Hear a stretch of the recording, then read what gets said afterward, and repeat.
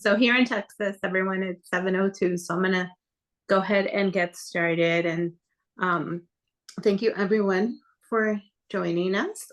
Thank you Project Alive for hosting this very exciting seminar on safety and CPR. And also thank you to Adrian from North Texas. Um, North Texas CPR for joining us. I've known Adrian now maybe 10 years or so. Yeah. She was the first person that taught me how to do CPR, and we go to her to get CPR certification. So she's an amazing instructor, just very knowledgeable. So we really appreciate you joining us today. I will let you introduce yourself a little bit further, but for everyone that is joining us, if you can please use the chat. You can ask questions there. We are hoping to have this be an interactive session. Also, Adrian would love to know where you're tuning in from. So if you can put your name and kind of your location, that could be very helpful. And fortunately, this is a webinar style, so we are not able to actually see the participants. So y'all can see Adrian and maybe myself. I'm Jeanette Henriquez, by the way. I'm on the Project Alive board. But yeah, Adrian is our guest, so I'm just going to go ahead and turn it over to her. Thank you. Perfect. Well, thank you so much, Jeanette. And thank you, everybody who's a part of Project Alive. I think this is an incredible just community that you guys have built for yourselves to lift each other up and, also spread awareness to folks like myself. And I get to learn about y'all and some of the challenges that you face as I've researched to prepare for tonight. So I just want to say thank you to you for carving out time in your busy schedule to be here tonight. And please feel free to, like Jeanette said, use the chat box. We will answer as many questions as we can. I'm a fairly honest person, so if I don't know the best answer, I will research it for you and kind of come back and follow it. I have a PowerPoint presentation that we're going to try to, hopefully it's all going to work. And we're going to kind of walk through, and I have some handouts that I can give to Jeanette and Kristen, and they can pass those along to you as well. At the very end, there's going to be a slide that has our contact information for our company, and that will give you our information of how to get a hold of us. So my background is education. A lot of people think to be a CPR instructor, you need to be a nurse. And I think that would be a great thing, but that was not God's plan for me. I was an elementary school teacher and wanted to stay home. When my daughter was born, she was a NICU baby, and I had a really hard time going back to work, even though I loved teaching. And so my husband and I prayed about it, and I stayed home ever since. And so I found little other ways to use my gift of teaching. I've tutored and different things throughout the time. But we now have 3 girls. We live in North Texas. So thank you all for everybody's putting in where you're, tuning in from. I love to travel, and so I'm, looking to see where everybody's from. I'm originally from Arizona, so shout out to my Arizona people, and lived there most of my life. And now we've called Texas home since I guess '06. So I'm getting to the point now. I just had another birthday, so it might be, if I did the math, I might be almost more of a Texas person than an Arizona person. But so the way that I'm going to structure this webinar tonight is I'm going to give you a big overview of a lot of things. And if you have questions and we need to go deeper on something, we can do that. And you'll have our contact information. So should you need questions, answered later on, sometimes I can be a slow processor. There's a lot of information coming at me, and I might think about it, days down the road and think, oh, I should have asked. So you're not going to miss out if you don't think of something today. I want to be a resource for you. I feel very blessed and fortunate to have met Jeanette and her family 10 years ago. I can't believe it. Watching Jasmine grow, watching Dominic grow has just been an amazing blessing. And so we'll start here. If I can figure out here, we're going to start with this little PowerPoint. And it might take me a second because I was trying to edit it, like at the last second, add in some extra fun things, and I couldn't make it work. So let me see here. And all the toolbars are different when you're in Zoom. So give me just a second here. There we go. I think that looks a little bit nicer when it's here. So our company, like Jeanette said, is North Texas CPR. I've been teaching CPR, I think 13 years now, and we travel the Metroplex and we work with lots of different companies. I work with moms, I work with families, dental offices, corporations, all kinds of things like that. And so I've gotten to meet a lot of really just really exciting people throughout my time teaching CPR. And so it's been a huge blessing. But one thing that we talked about early on when we were talking about, Project Alive and I were talking about putting this together is relief of choking and how that really is a big thing that most of you face, or perhaps all of you face. And something that I tell in my normal classes too, like even if you don't have any kind of airway issues, you're just a normal Joe on the street, right? Um, Pretty much you're guaranteed to choke at some point. You take too big a bite or something. Or last night actually at a restaurant, I actually choked, like I got like a little piece of cilantro just like stuck on the inside of my throat. So I could still breathe and everything, but I was choking and I was embarrassed and I was in the restaurant and I'm like, oh, this is exactly when I tell my clients, don't go to the bathroom and choke alone, but that's exactly what I wanted to do. I wanted to go.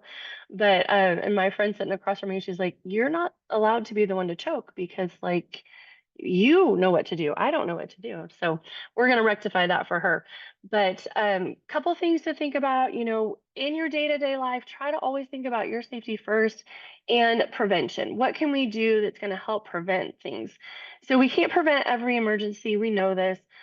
We would have to live in a bubble, right? Like one of those, like, I don't know, big giant bubbles maybe they have at the kid fairs and stuff, and that would not be a quality of life. And so we don't want to do that. But what are some steps that we can do, and how can we help our kids and ourselves, be mindful of choking? So on the screen here, you'll kind of see our top choking hazards across the board for all ages are is popcorn. I have a client who his job is he does catheters for heart surgeries and things like that. But he said what he spends most of his time doing is pulling popcorn out of people's lungs. So they're laying down and they're eating the popcorn and they're aspirating it in. Now, your kids may not be eating popcorn, but some of the stuff that they're eating or, they put in their mouth, they are aspirating. And I know that that can be very scary. I want you to try in those situations when that happens to you, try to stay calm first. And I know it's hard, and you don't even have to feel calm. You just kind of have to express to your child calmness. They are so quick to pick up on what's going on inside of mama and daddy, right? They'll pick up on that. So even if I don't feel calm, if I can say to my child, and I've had to do this with our kids, you're okay, you're okay. Meanwhile, inside I'm like, oh my gosh, what are we gonna do? But if I can kind of tell them, hey, you're okay, I'm here to help you, then that does kind of calm them down. That's going to relax their body. It's going to relax their muscles. It's going to make it easier for you to come and help them out. Um, so we kind of say in class, anything that fits through a toilet paper roll or a paper towel tube is too small for kids to have unattended. That fits in their airway really nicely. Well, that's like 87% of the things in our world. And so again, teaching kids that if it's not food, it doesn't go in our mouth. And I know that that can be very hard, especially in our special needs communities. I'm working with some autistic children and children on the spectrum, and they are very oral fixation. And so they have these silicone, they're hospital grade silicone things that they're allowed to chew on. I think they even call them chewies. I don't know if that's the real name, but that's what this group of people call it. And so we've talked about teaching the child, how do I look at my chewy before I put it in my mouth and make sure that there isn't any pieces off of, coming off of it or breaking or anything like that that could get stuck in their airway. Now, they don't really understand. Some of these kids, they're little and they don't really understand what they're doing, but we're modeling it for them, right? So we're modeling, oh, before I put this special thing in my mouth, that I'm going to look at it and take it in and kind of check it. We're teaching them to kind of rub their fingers along it and things like that. Um, and the teachers, the therapists have said that has worked really well for them.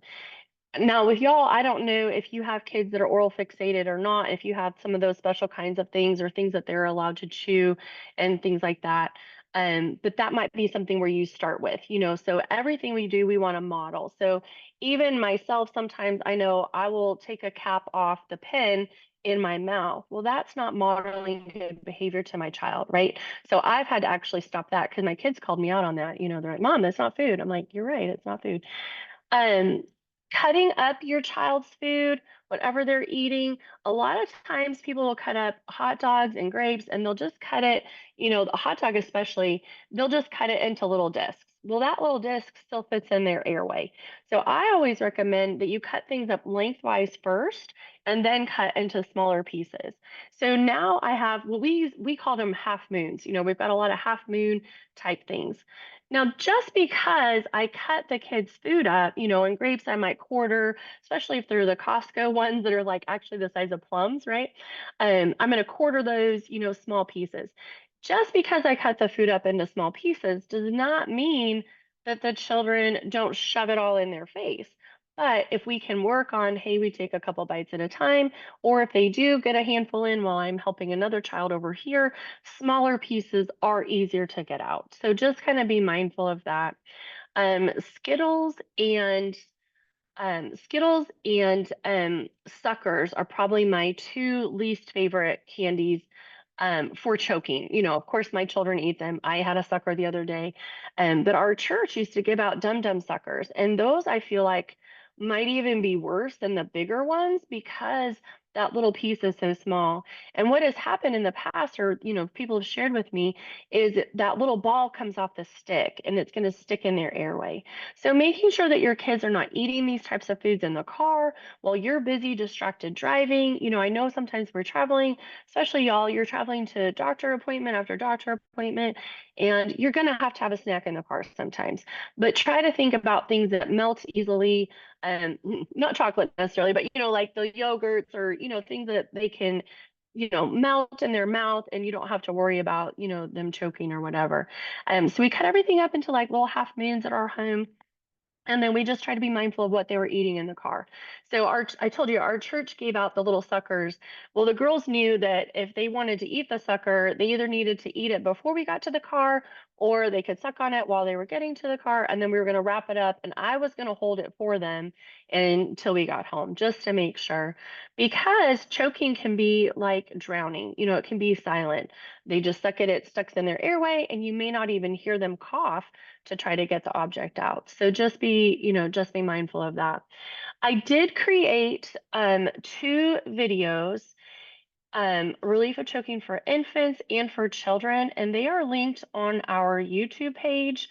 Um, I thought that I texted Jeanette to ask her about it, but I just looked at my messages and it didn't go through to her. So they're about 2 minutes each. I was going to kind of ask y'all, and so go ahead and put in the chat here.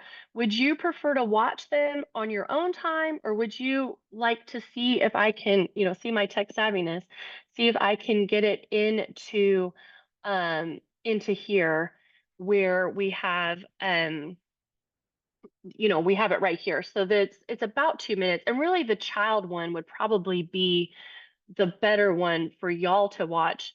Unless, and then you can maybe go back and look at the infant one. So if you have an opinion on that, go ahead and we'll take the first few opinions on that. So we're not waiting a whole long time because we do have a lot of information to cover. But I can try to put that video in here if we want. So I see on our own time. Do we have a second? We'll get two opinions. I don't know, three opinions. Okay, on our own time. Good, we got two. Thank you. That saves me from looking like a fool trying to figure out how to get that in there. But they are just 2 minutes. I would say, I just know for myself, try to watch it tonight. So as soon as we hang up, with this call, try to watch it tonight just so that you can, you don't I know for me at least, I'll come back later, and then later is like 5 months down the road. So, do you have any other questions on relief of choking at this point? When your child is, and the videos show exactly like how to do the Heimlich. We walk through in the video some specific things that you can try and other things like that.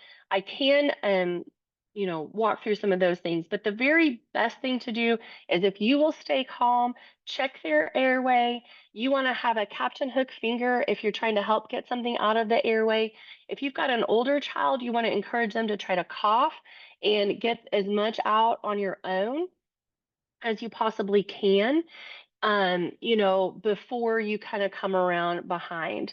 So the question is my thoughts on life hacks. So um my very opinionated opinion with that is, in all of the years that I have been a CPR instructor or been in the world of first aid and CPR, is that nobody that I know personally has had to use it. Um, if and I'm seeing other people have used it, so that's great. So maybe y'all could get together and talk more about that.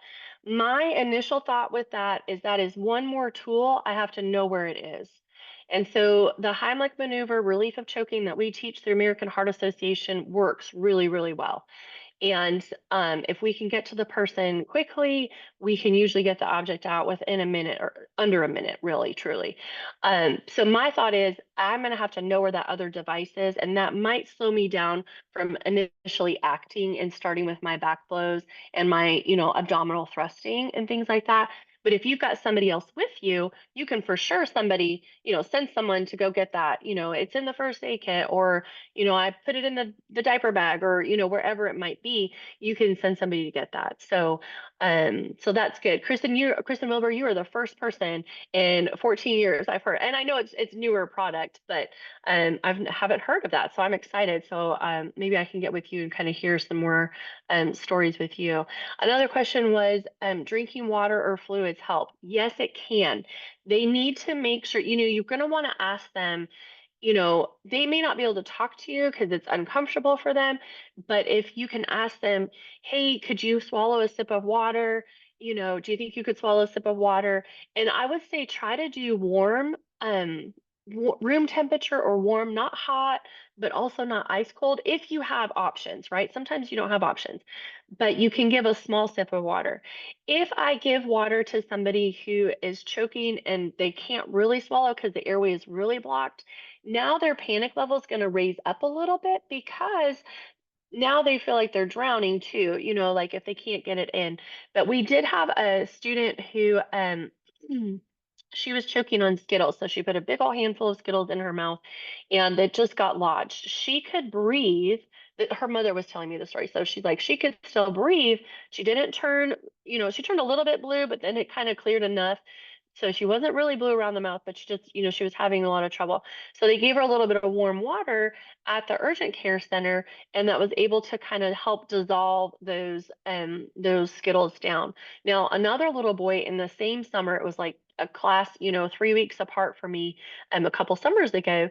The little boy, his Skittles were stuck so deep that they had to go and scope him. Now, I don't know that they even tried to give him water. They may not have, but he did have to have, a medical procedure to get his out. So just try to watch the kids, try to talk to them about, let's count how many we're going to eat at a time, and not putting all the food down in front of children that do choke a lot, I think is helpful too. So it's not that you're trying to, baby them or anything, but we are trying to protect them and teach them, oh, I don't need all the grapes on my plate. I can just have a few at a time, and that's okay.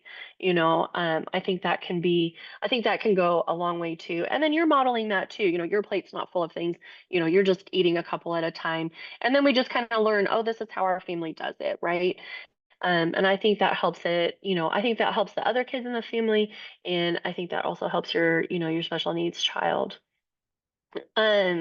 Couple of things that I do that are a little bit extra in addition to the Heimlich, quote unquote, the Heimlich maneuver, is I like to ask my kids to put their arms up to the ceiling as soon as they feel like they're choking. We've tried to teach them this. This is just something my dad taught us. He's a retired firefighter.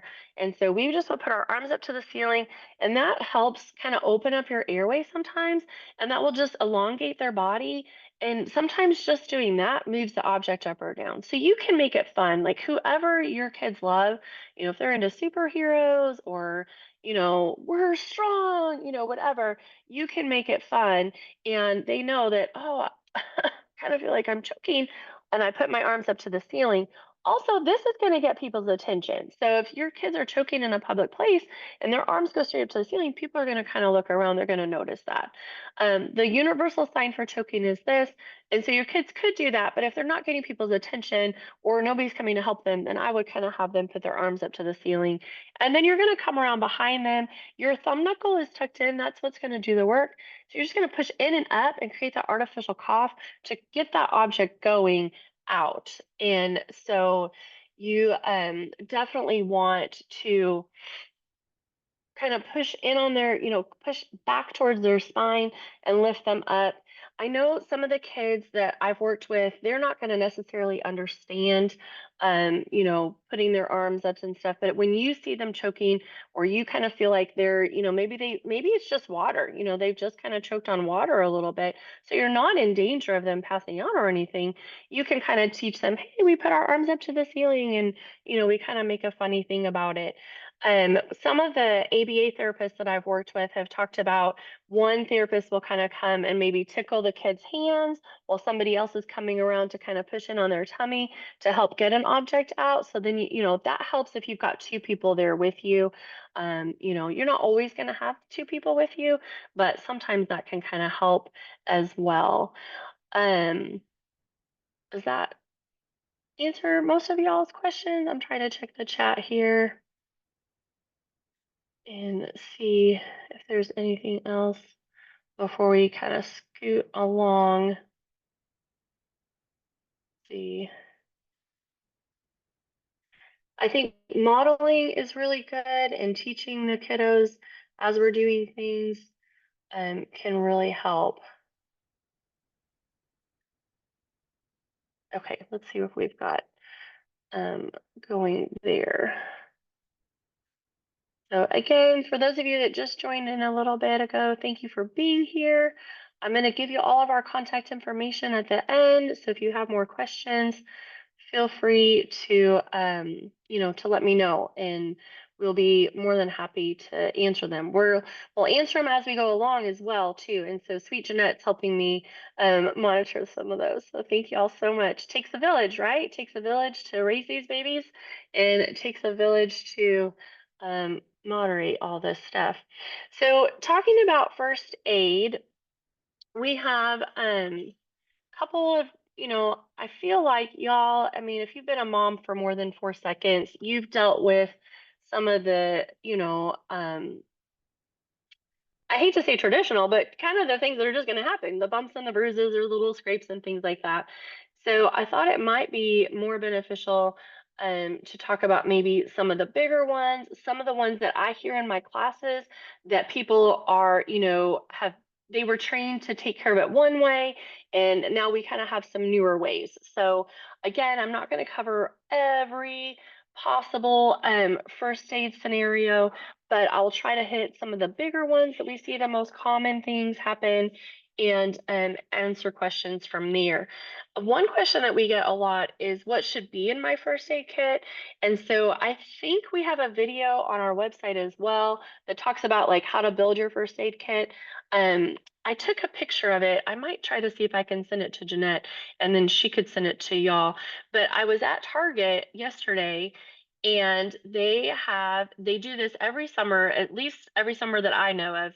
Um, they have like a little end cap, and they'll have like a little first aid bag that kind of looks like this. It's actually nicer. It's like a hard case one. I have one over there. And if you buy like 3 things that are first aid related, so it's like, get a couple things of Band-Aids, maybe grab a Neosporin and a Bactine, or, whatever, they kind of let you know which things. And then you end up getting the little first aid kit free. And so I feel like these are great to have with you everywhere you go. And so, keeping one in the car, having one in the kitchen, having one, if you've got a 2-story house, try to have one on every level. If you're traveling a lot, there's always one in the travel bag, so you don't even have to pack it again. Like it's just always there and ready for you, because you just never know. And it may not be your family that needs the first aid kit. It might be somebody else's family. So when I was a kid, they nosebleeds are what, I feel like people have the most maybe misinformation on. So And since I can't see if y'all are like super youngins out there or if you're about my age, you may have been taught to tilt your head back, right? And so we were taught tilt your head back and that would stop the bleeding from your nose. Well, that did. But the blood would stop coming out of your nose, but it was dripping down the back of your throat, getting mixed in with your tummy gases, and that upset your stomach. And so then you might vomit. Not everybody vomited, but some people would. Well, if they vomited, then that's a lot of pressure coming back out of your nose. And so now you've got vomit to clean up and blood again, right? And I don't know about y'all, but I don't feel like I have enough time to be cleaning up one mess, let alone two messes. So, the very best thing you can do is actually pinch and I have my glasses on, but you can kind of pinch that cartilage at the tip of your nose, so it's not the bone. You're going to come down just a little bit and pinch really hard and lean forward. And so, if you've got your kiddo, let me see if I can get my kiddo here. Hold on 2 seconds. Um, I've got my kiddo, and he can be sitting in my lap, or I can be facing him either way. If you've got younger kids, or even just smaller kiddos that will fit in your lap, this is a more comforting, right? Like they want your hugs and they want your comfort. So then you can just kind of come around here and you'll pinch their nose and kind of lean them forward. If that doesn't work, then you just kind of meet them face to face, pinch their nose, lean them forward. Okay. Now, I had a combat nurse come to class one time, and her name is Nurse Julie. She's amazing. She said if you can get a little bag of ice, and so they're pinching their little nose, or you are. They're leaning forward, and you can put this bag of ice here. That will help coagulate the blood very quickly. And so you can just have, these are just like you might put in a drink, but anything that you have, bag of peas, frozen vegetables. I think we even used chocolate chips one time. It's just whatever we could find that was already bagged in the freezer. You can kind of put that here. They're leaning forward, you're pinching tight. Any blood related emergencies that you can't get under control within, I would say, about 15 minutes, definitely want to call for help. So call 911, give them as much good information as you can. If you don't feel comfortable to wait 15 minutes because it just feels like it's a lot of blood, you can absolutely call sooner. But from the first responders that I've worked with, they're like, yeah, if it's been more than 15 minutes, you haven't gotten the bleeding to slow down, you need to call us. So I'm probably going to call sooner if I've got a major thing, right? So they are there for you. So 911, you can give them all of your information. They'll walk you through steps. They'll tell you things that you can try. They are there as a resource for you. They're there to help you as well.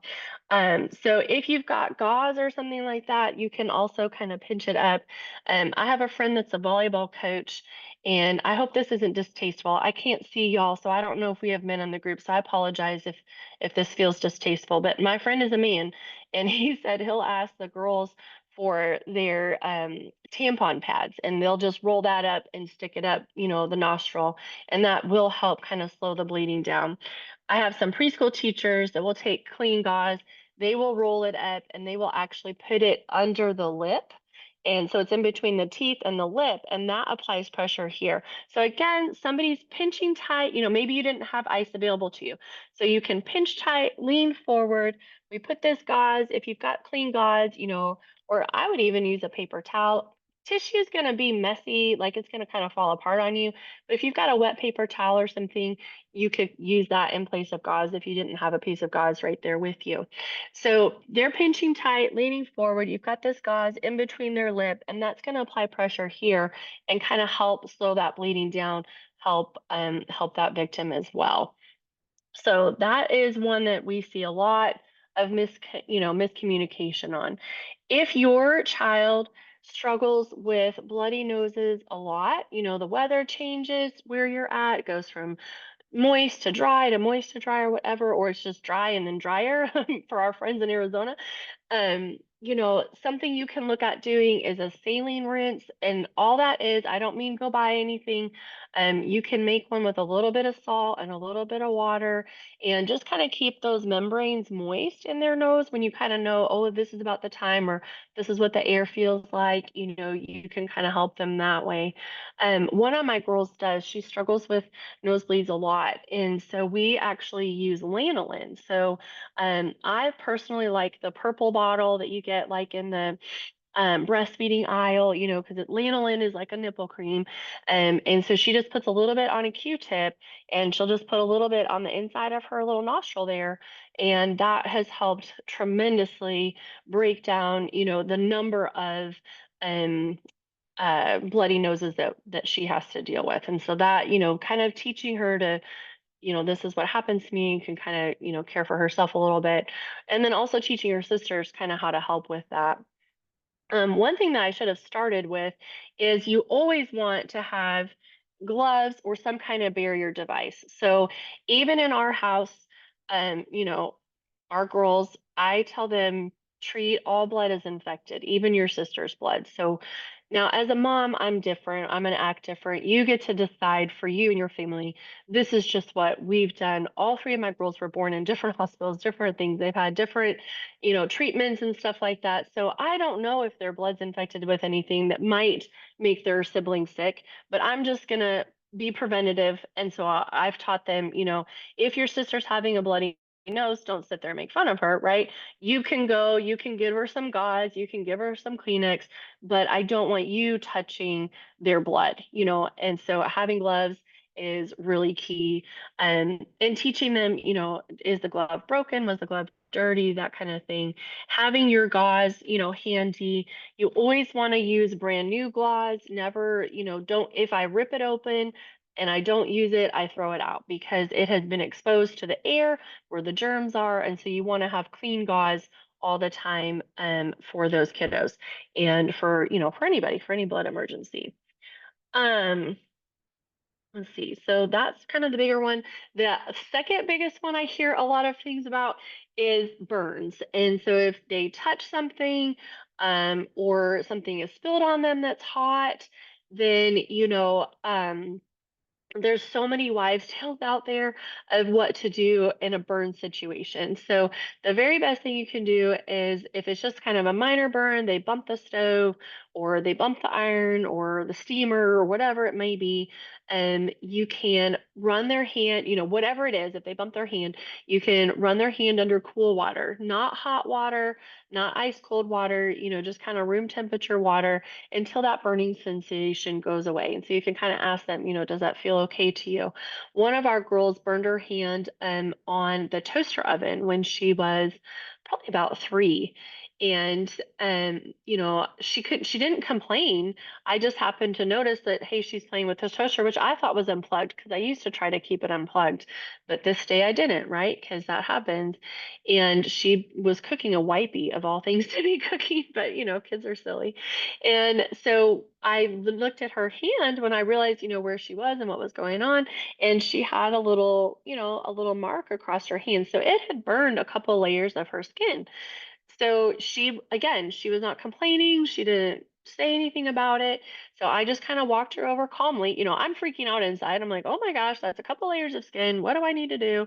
And so I'm like, okay, well, let's wash our hands. And so I just tried to keep my like calm voice. And we just washed her, just kind of ran her hand under cool water. And then I kind of asked her, I was like, does that feel good? And she said, yeah, and then of course it's a Sunday and we're trying to get out the door for church. So I took a cool washcloth and I just was like, hey, let's just keep this on our hand for a little while longer because I could still feel that her skin was still warm, but again, it was like we were trying to get out the door.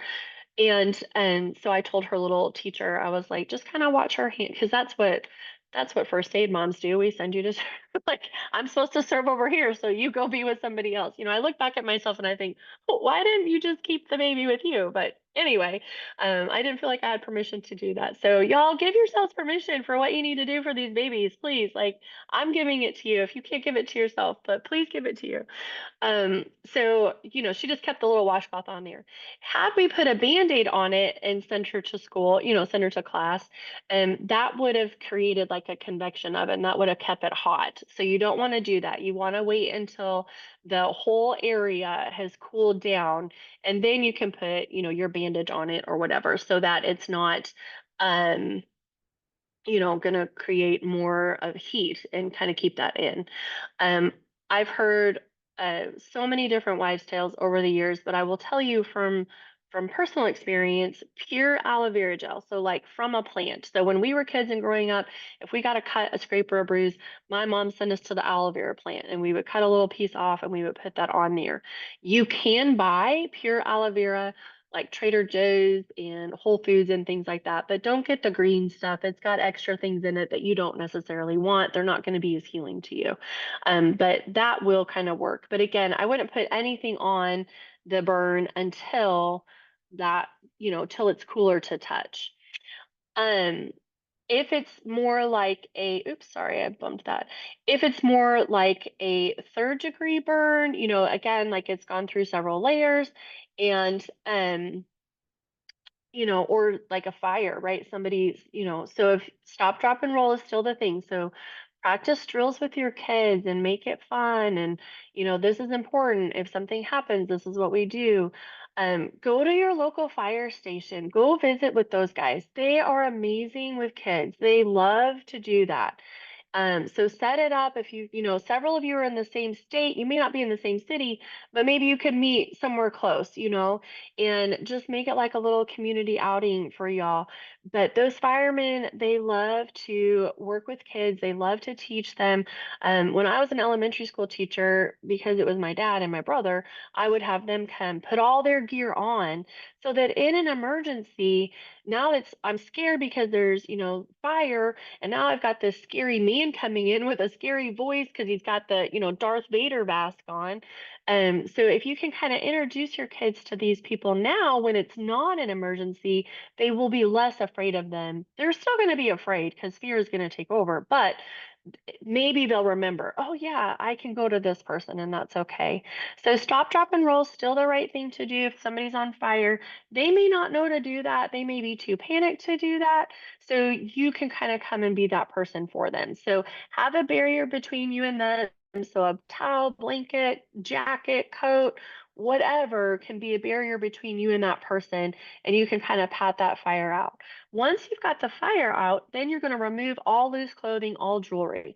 If there's any kind of clothing that's still stuck to the person, you're going to leave that there, wrap them up in a clean towel, and either you're going to take them to the emergency room, or you can have the paramedics come to you. But this has happened.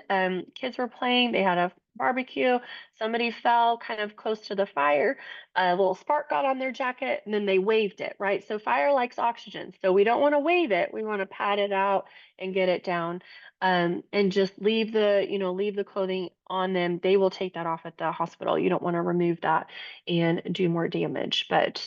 Um, but those I would say are probably the biggest ones that we kind of run into, and people have a lot of misconceptions on, what to do there. And then I kind of threw in there, use your natural remedies. Jeanette and I clicked early on because I was just getting started into essential oils when I went to their house, and she had this beautiful array of essential oils. And so I have since learned so many oils that you can use for so many things. So as your friend, if I can tell you a few to kind of stock up on, maybe geranium is really good for bloody emergencies. Heliochism and Panaway, those are the three that I know that have worked really well. We put like a little drop behind Katie's neck. And for whatever reason, in the crick of the elbow, you can actually put some oils there, and that will help slow the bleeding down as well. I had a friend that was watching kids in her neighborhood. Yeah, I think they were skateboarding up and down, and one just, I mean, she just hit the pavement hard. And she's like, I just had geranium on the kitchen counter because I had made like a diffuser blend. And so she's like, I poured a couple drops in my hand and I just put it to her little face because she's like, I really couldn't tell where the bleeding was coming from. And so she's like, I just kind of held it to her little face with a cloth. I guess she didn't put it in her hand. She did put it in gauze because I forgot about that. She did put it in gauze because she's like, I didn't know.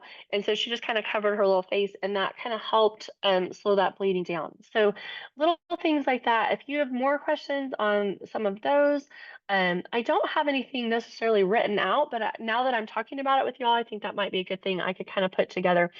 Yes, so ice should not be used on burns. So cool room temperature water is really where you want to be with that. You never want to go from one extreme to the other. It can be really damaging and blister the skin and things like that. So that's why even with Natalie, like I didn't even put, I had just like a damp washcloth that she could kind of put on her burn and then take off and then kind of put on her burn and take off as she felt like she needed to. So yeah, you don't want to go from one extreme to another. A friend of mine burned herself pretty bad with her Instapot. I don't know exactly how she did it, but her skin, like her clothes ended up stuck to her skin when the lid came off because she was trying to dump some liquid out or something. And she was like, I went and took a super cold shower. And I was like, oh, that actually wasn't the best thing to do. But thankfully, the she had her clothes on still while she was in the shower, so I think that prevented her from going from one extreme to the other. But yeah, so definitely don't want to go one extreme to the other. And speaking of extremes, because we've got a friend on here from Arizona, and we've got friends on here from Texas. Humidity and if the heat is coming, summer is coming wherever you are, wherever you may be visiting. So encouraging your kids to hydrate with water before they go out to play and while they're playing to stay hydrated and then to rehydrate once you come back inside. I always encourage using caution with the sports drinks. Just read your labels real close, and I'm sure you all do already, but just read your labels real close because there's a lot of additives that they put in stuff, and that can actually counterbalance the good electrolytes. So it's like, yay, we're getting electrolytes, but oh, we're getting all this other junk over here. So just really watch what you're drinking, cut it with water.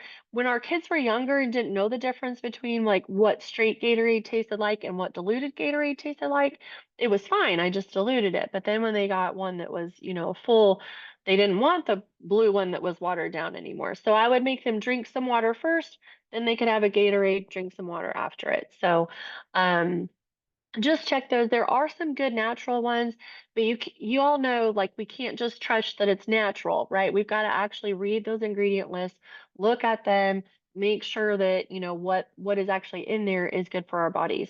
And if we can't pronounce more than like 7 of the ingredients, then I try not to buy it. It doesn't always happen. I'm definitely not perfect at that, but that's kind of a goal that we're trying to go for as we try to eat more organic foods and try to eat healthier for our bodies.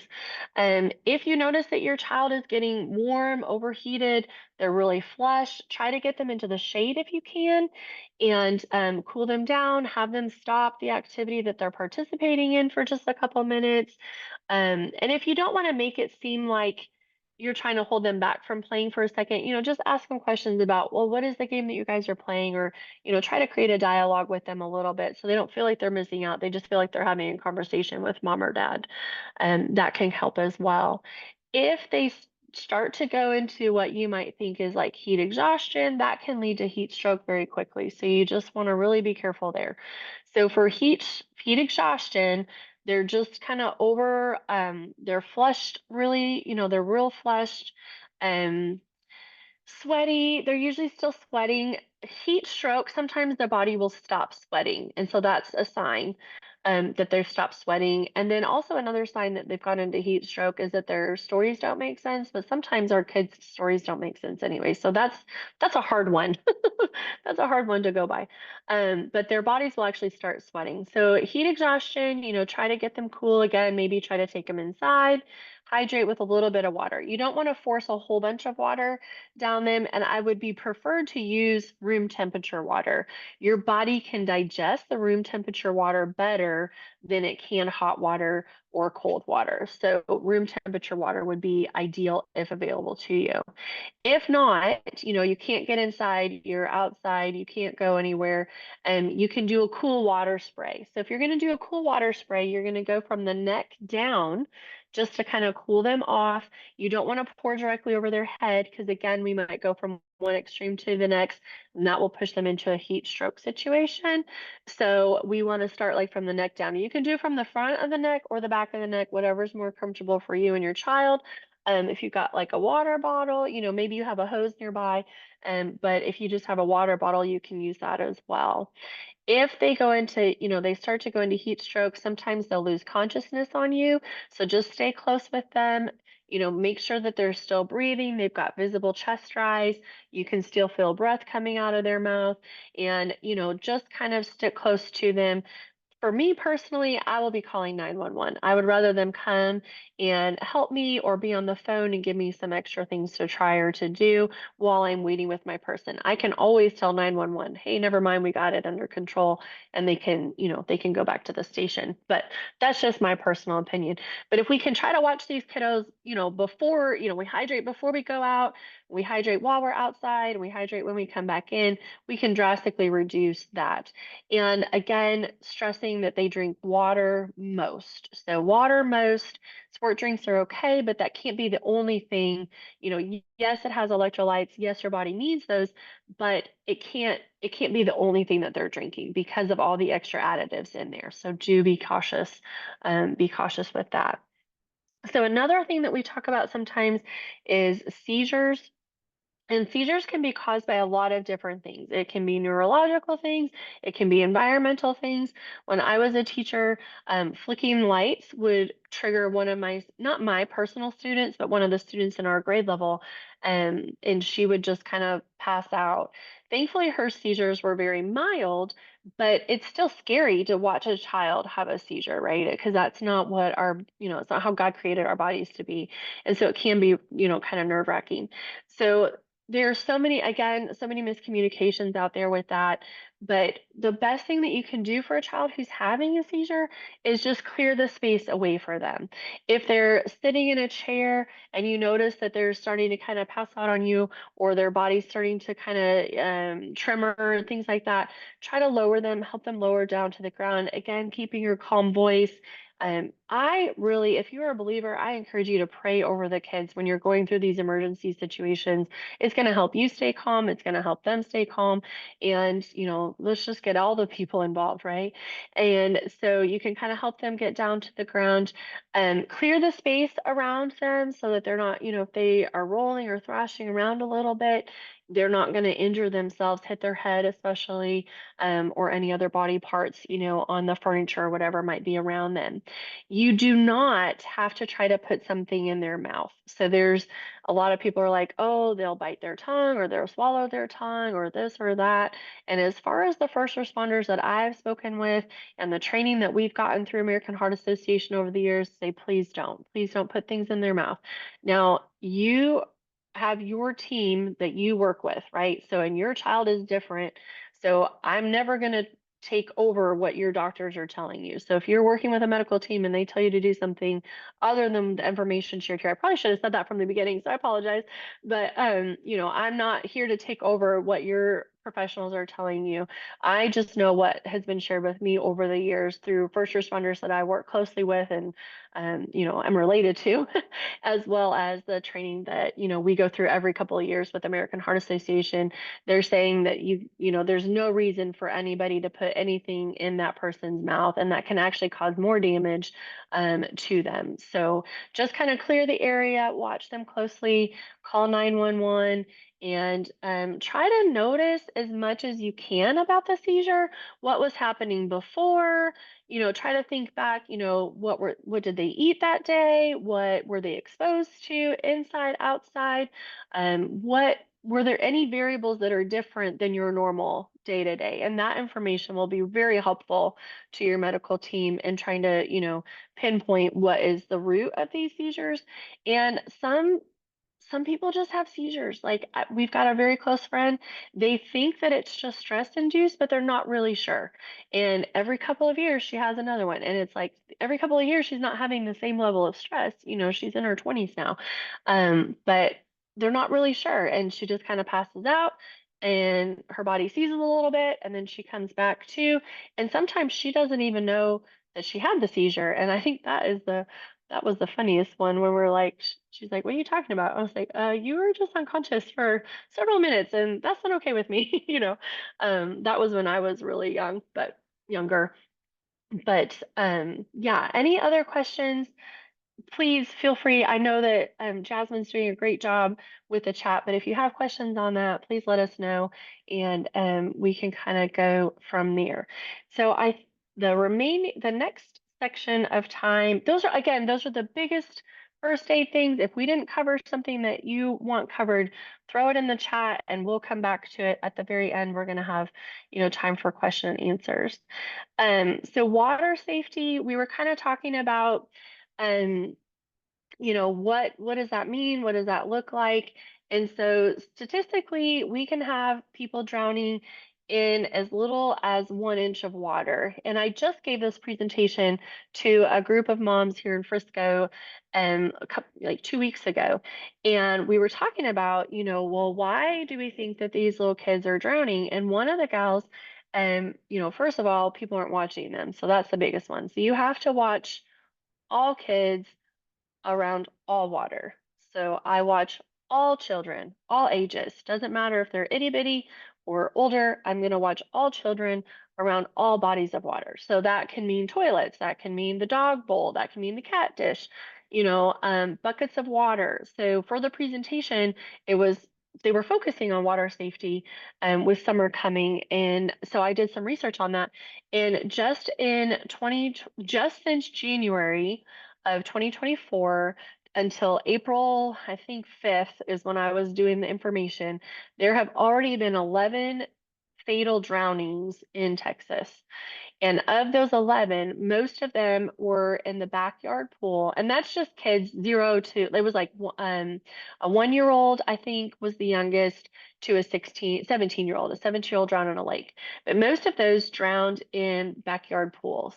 And so, watching your kids. But there was also one that drowned in a horse trough. So the water for their horses, an apartment pool. The lake was the teenager. He was 17, so I'm guessing he wasn't wearing his life jacket. And then there was another one that was a bucket of water. The child was with grandma. She was watering plants. She went around she just went around. She kept watering the plants and she went around the corner. And when she came back, the little toddler had drowned in the water and they were not able to revive him. So unfortunately, so we don't know exactly how long he was in the water by himself.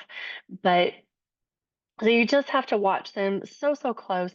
And I know Jenna and I have talked about, some of the kids, they don't understand how important and how strong and how dangerous water can really be. It just looks fun and it feels good on our skin and it feels fun to splash. And, so trying to teach them some safety protocols, when we're going to the pool, this is what we do. We put on our life jacket, we put on our swim vest or whatever you're using, to help them stay safe. And I would encourage you to find lifeguard approved products, that work for you and work for your family. And I know sometimes with children, they have tactile sensory things, and so this kind doesn't feel good. So it may take a little bit of trial and error, trying things out. And go to your resale stores. Look for those kid to kid stores. That's what we have here in Dallas, and I know they have some in Arizona. But look for the secondhand. I think it was Once Upon a Child when I lived in Oregon. We found amazing deals there. And so you can kind of go and try things on there and see what's going to work for your child. And sorry, there's like a little bug. It keeps getting me. I'm sure I look like a weirdo. I really, really, really strongly encourage, even if you're not planning to, your family's like, hey, we're not really beach people, or we're not really pool people, whatever, I still encourage you to enroll your kids in swim lessons. And I can recommend a few. I really do like the ISR model that they do. It feels traumatizing. It feels scary, when you hear they're going to throw your kid in the pool. But what they do is they teach your child, should they fall in the pool, this is what we do. And so I watched this gal, she trained I think she was 6 months, maybe 7 month old, in her full little, one piece outfit, not a bathing suit, just like her little onesie kind of thing, that had feet. And they put her in the water, they put her down face first, she turned her little head, and then she rolled her body and she floated. And she's 6 or 7 months old, and she just knew that what she was supposed to do when she got in the water and her face was down, she had to roll to the other side. And so that's what the moms and I were talking about. It's like babies, especially young children, they're drowning because they don't know to hold their head up. They don't know, okay, I'm in the water, I need to pull my head up. So they just stay there because they don't know and they're panicked. And when they're panicked, they're pulling in more water, which is getting into their lungs. So teaching your kids, and maybe that looks like playing in the bathtub if you've got smaller kids. We blow bubbles and then we lift our head up. And so teaching them, roll to float. I mean, you don't even have to sign up for ISR, but I would teach your kids if you can, in the bathtub, in the pool, wherever you have some water, when I'm in the pool, I roll and I float, and teaching them to float and keep their head up is really going to be a life changer, I believe. And if you can get into some good swimming lessons, I know it's an investment of time and money, but it will be worth it long run. Even if you're not water people, your kids are going to be exposed to things. You're going to go on vacation and stay at a hotel, and heaven forbid they, walk past the pool and fall in or something like that. When you are in a situation where you're in the water, your eyes are on the kids the whole time. So when we talk about a water watcher, that is somebody who is designated to watching the kids in this section of the pool or in this section of the water. And I'm only watching these kids. I'm not on my phone. I'm not partaking in alcoholic beverages. I didn't have alcohol before my shift, and I'm not going to have alcohol during my shift. Um, those kinds of things. And you want to do this in like 15-minute increments. You don't want to put somebody in charge of kids for a super long time because it can be hard and they'll lose interest a little bit, sometimes. So trying to pick, some people who's going to be the ones that are in charge of the kids while we're watching. How many heads are we in charge of? What is their skill level, right? What is the level that they can be in the water? What games are they, what games can they play and things like that. And we always teach kids play water games that are at the least level, whatever I don't know how to say it, the least skilled swimmer, he gets to set the tone for the water games we play, right? And we don't play dunking games, and we don't hold people underwater. We don't keep a lot of pool toys in the water unless it's being used by somebody. It should be out of the water so that you have a clear view the entire time of the water. And we don't pretend to be drowning, right? So drowning in real life, a lot of people don't know this because in the movies it's a lot of splashing and yelling. Drowning in real life is very silent. They cannot tell you that they need help. I almost drowned as a child, and so I kind of remember what it was like. My brother-in-law did drown as a child, and my mother-in-law was able to save him. He was 2 years old. She was able to pull him from the water and perform CPR on him, and she revived him before the paramedics came. But, so we don't pretend, we don't play pretend drownings. We don't play games where we have to call for help, because that's not safe. So we're not going to do that. So drowning can look, what it typically looks like is it almost looks like they're trying to pull themselves up through the water, and they'll kind of be pushing their body with this hand. So it's kind of a this motion. They'll just barely get their head above the water to kind of take a breath before they fall back under. And so it's not splashing a lot, and it's not a lot of loud noises because they just can't talk to you. And so that's why we really have to be cognizant of who's in the water, what's happening. Kids that play from the hot tub to the pool, that's where I see a lot of emergencies as well. They have to wear their life jacket in the pool or their swim vest or whatever in the pool, but mom says it's okay not to have it in the spa because they can touch, right? Well, what happens is they want to play that back and forth game and they'll forget to put it on before they go into the pool and they'll immediately go to the bottom. And so if there's not somebody there watching, hey, no, you need to put that back on, or watching that, oh no, they jumped in without it and we got to get them out. So just be real careful watching those kiddos around water. And water is powerful. Like it doesn't take very much water, very much standing water to be able to move cars and things like that. You know, you wouldn't think that it could do that, but water is very powerful. So when you're at the ocean, you're in a lake, you're in a river, the water can rush you down real fast. So making sure that you're holding on to the kiddos and keeping eye contact with them at all times. One thing that I always thought was smart, somebody taught me this early on in my life I think as a mom, is you don't tell your kids, stay where I can see you, because they'll think you can see them anywhere, right? So you tell the kids, stay where you can see me. And so that they'll have to be checking, can I still see mom? That we do that in the grocery store, we do that, wherever we're at. And we make sure that, their little eyes can see me, rather than, I'm short also, I'm vertically challenged. So my kids would end up thinking I'm really tall and could see over all the clothes, right? And that's just not the case. So teaching them that, they've got to have eyes on you the whole time is really helpful, I think, as well. Any other questions about water safety? We do have some resources for you. Jeanette and I were kind of compiling some of that. So again, we'll put all of that on our website. And I know this is a lot of information, and I really appreciate you all staying here and hanging in with us tonight and letting me be a part of your evening. So I don't see any more questions. So Jeanette, if I'm missing them, just let me know. Um, I feel like that's a lot of information over that, but um, yeah, I think okay. So we'll go ahead and move on to our CPR.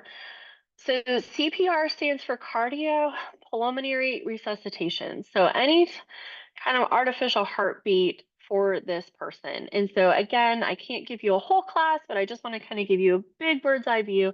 So if some of these emergencies we weren't able to prevent, somebody did go unconscious from, like my brother-in-law, he did lose consciousness. He had water in his lungs.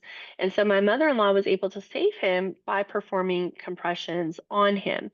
So depending on when you have taken your last CPR class, there have been some changes. So in 2017, American Heart Association pulled breaths out of the protocol. They are more focused now on pumping the blood. So we are here really focusing on pumping the blood, doing good quality compressions on our victim, and we're less concerned with trying to give them breaths. The main reason for that is people were overventilating. So their adrenaline had kicked in, they saw that this person needed help, they did the whole look, listen, and feel, check the person, and they were giving breaths and they were just blowing way too much air into their victim. It was bypassing their victim's lungs and mixing with the gases in their stomach. Then it's going to regurgitate, but it wasn't coming all the way out. So they were aspirating that fluid in their lungs, and that was not good for them. So American Heart Association said, you know what? We've had such great success with doing compressions first. Let's focus on compressions only. Okay. So compressions only CPR is where you just do your compressions. You're just pumping hard and fast, center of the chest. I have my little boy mannequin here, so I thought if I can make enough room to try to show you. So bear with me just a little bit. Maybe close your eyes for a second. I don't want to make you nauseous as I'm moving the screen, but I thought if I could kind of show you, we'll see if I can kind of show you here. But this person is 1 to 9. He's just like a kiddo. So for CPR purposes, they consider anybody 9 and above an adult.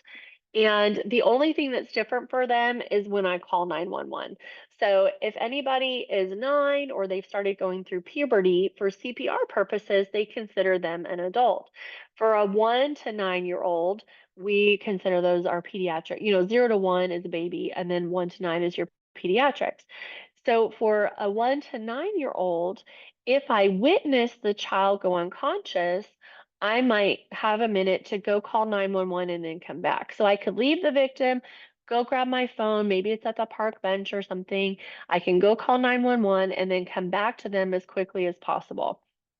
And then if I did not witness it happen, I take my kids out for a walk, we're at the park, we come over this hill and there's a child all by themselves, we don't know what's gone on.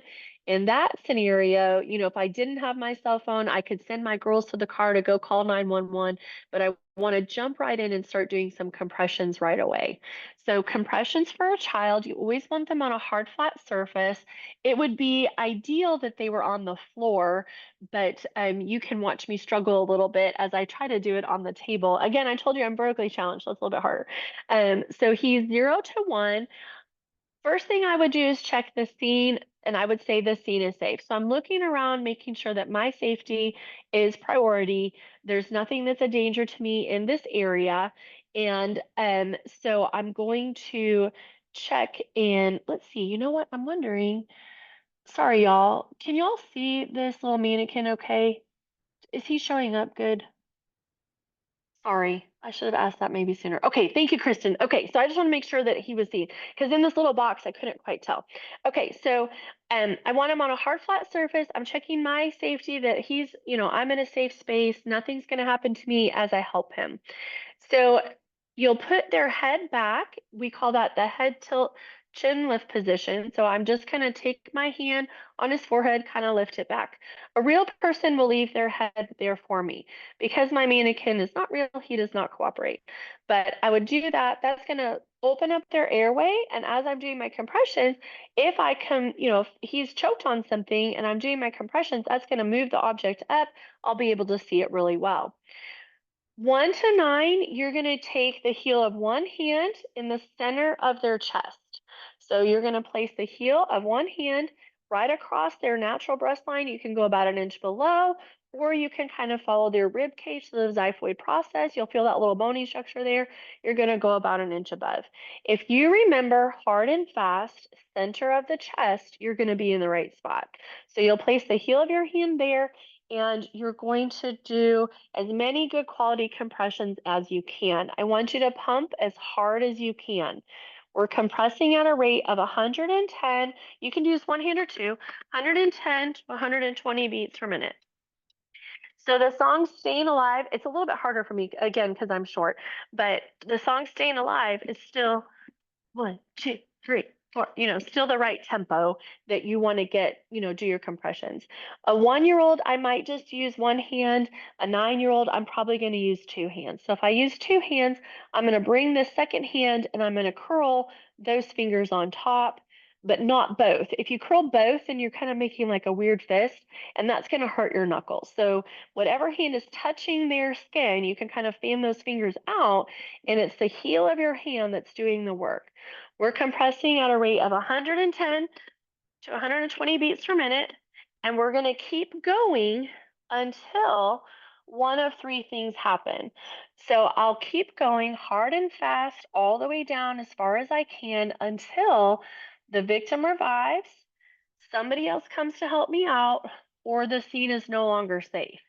So if he revives and I'm still, I've called 911 and he's got to stick with me. He doesn't get to finish, you know, running his race or whatever he was doing.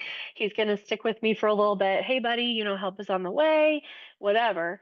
Um, if somebody else comes to help me out, that could be somebody that's been trained in CPR or somebody that has not been trained in CPR. You can coach somebody on what to do. This is not rocket science. We're just focusing on pumping the blood. Okay, the heel of your hand, hard and fast, center of the chest. You're pumping the blood. That's all we're trying to do. If you can think of, well, let me come back. The third reason that could also be the first responders show up quickly for you, praise God, and they take over completely. You're just going to answer their questions. The third reason I would stop CPR comes back to my safety. So it didn't feel safe. It felt safe originally, but now maybe that is smoke over there in the corner. I'm not sure. And so if I don't feel safe, then I need to get myself to a safe space, and that's okay. I forgot what I was going to tell y'all. I hate when I do that. Does anybody else ever do that sometimes? Um, oh, think of the heart as a sponge. So if you can think of the heart as a sponge, it's full of blood. When I'm doing my compressions, I'm pushing the old blood out.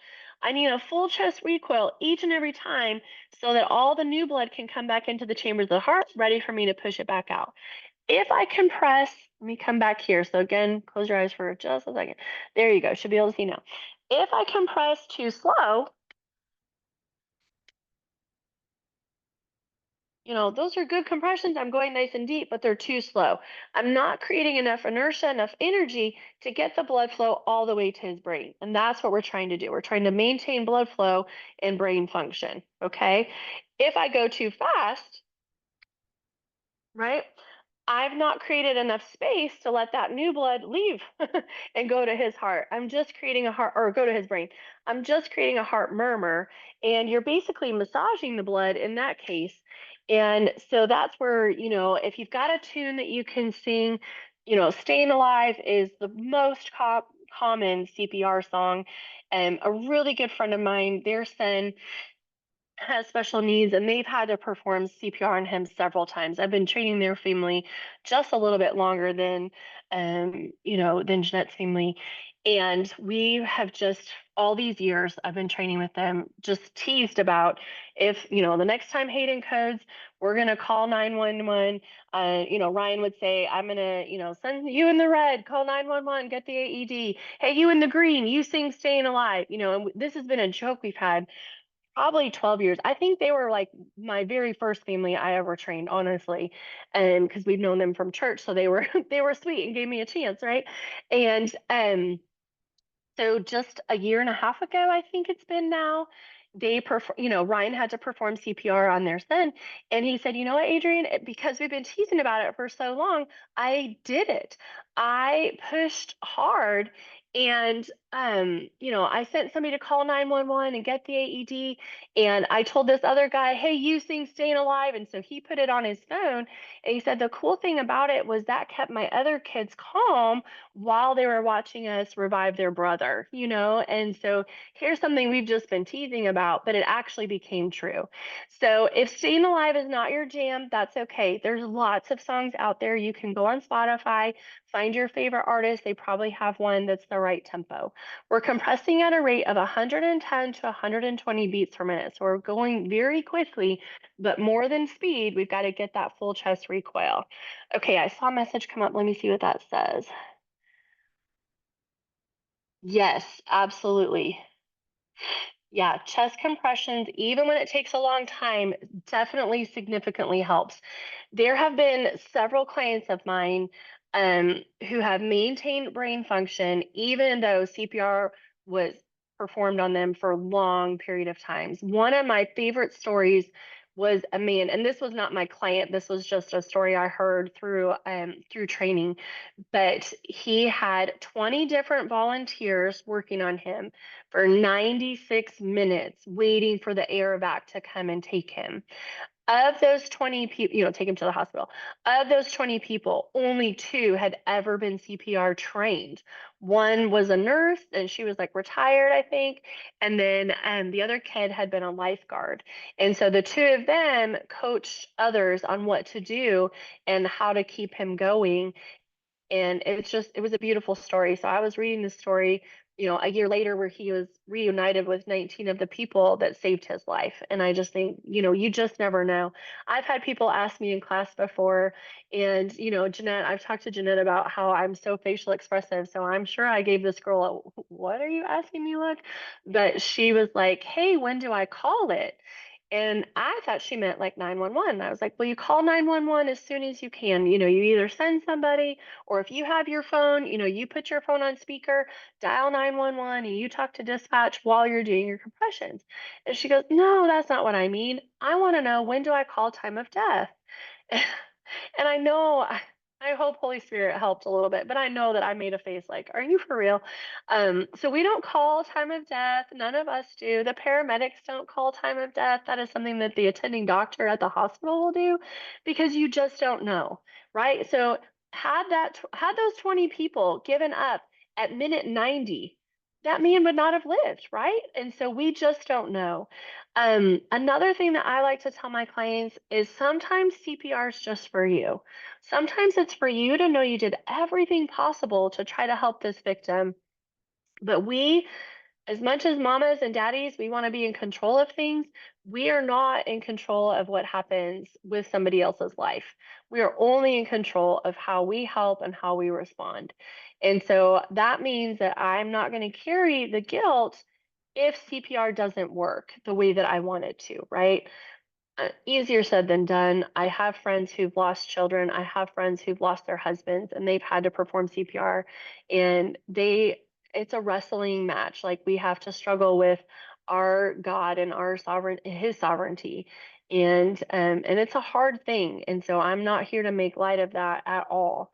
But when I sit down and really think of the things that I'm actually in control of, it's a little bit depressing because it's like this much when I feel like I'm in control of this much, right? And it's like, no, actually, Adrian, you are not in control of very much at all. So, on one hand, it should be free, but on another hand, it's maybe not.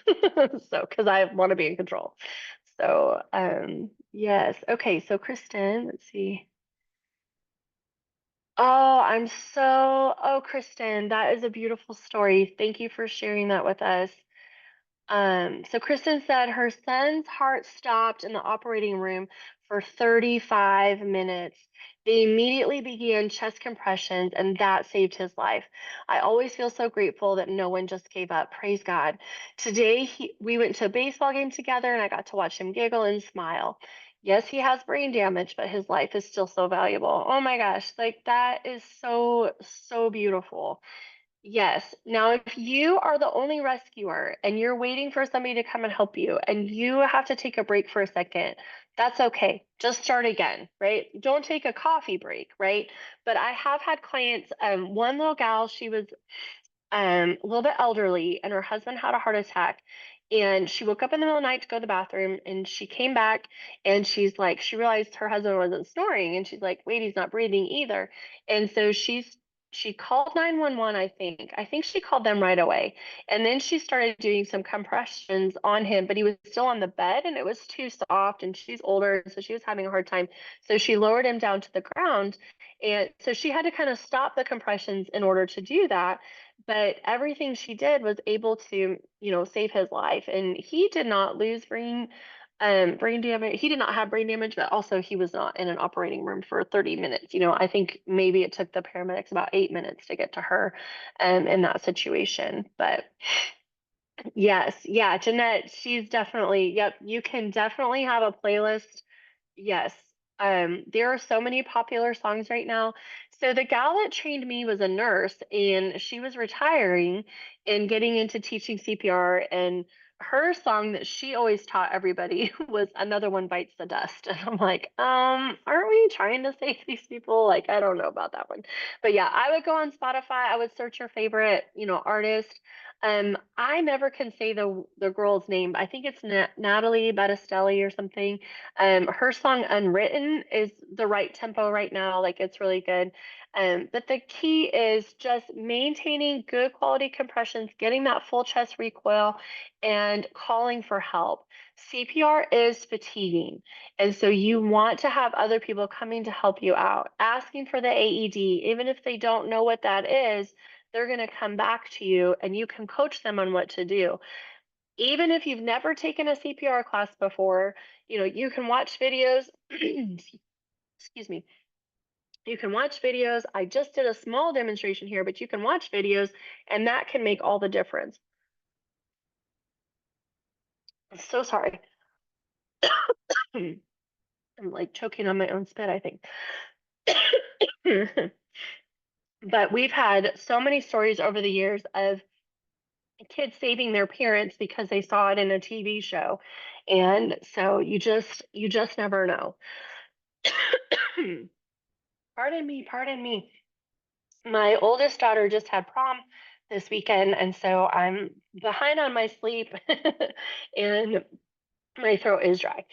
Okay, so a lot of this information is not on YouTube, but the CPR videos are.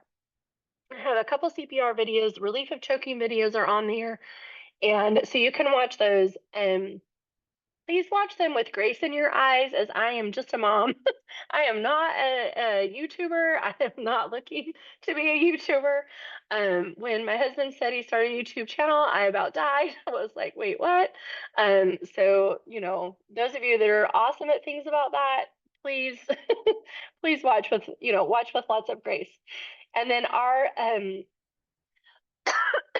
Instagram is at NTX CPR. So on all the social medias, we're at NTX CPR. You can find us there. I'm on Facebook, um, as well as Instagram.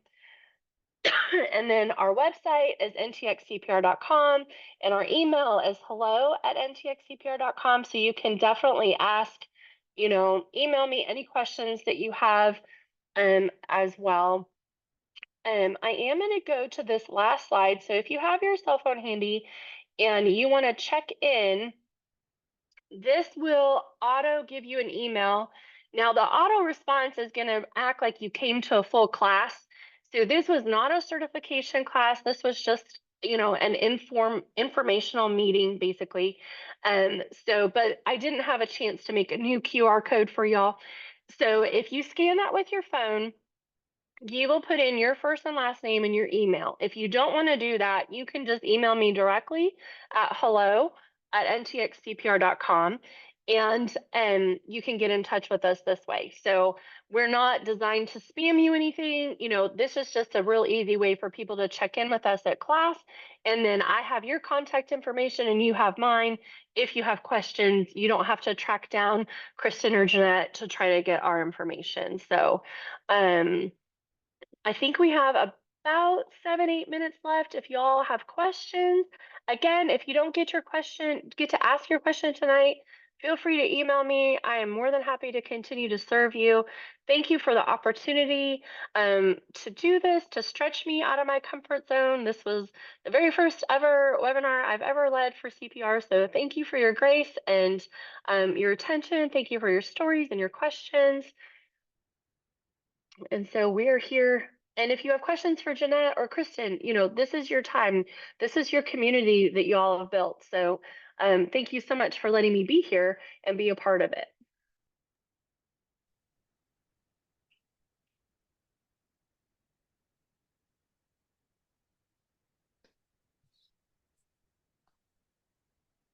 And I just want to say thank you, Adrian, for being with us today. I think we really appreciate it.